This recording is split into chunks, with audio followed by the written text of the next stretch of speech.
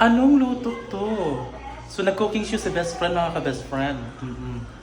So, mao ni siya akong giluto karon for today's video. Check, let's go. So, mao ni mga best friend. Anong luto ito? Check. Meron tayong beef. Beef, pasayan, spring ba? Spring. Tapos, with egg. O, di ba check? Mga best friend, grabe kapaka ang show. Grabe kalami. Check. So, luto na siya mga ka-best friend. So, mayroon tayong kunting sabaw-sabaw. Mabura siya glatik ang show. Grabe ka perfect mga best friend.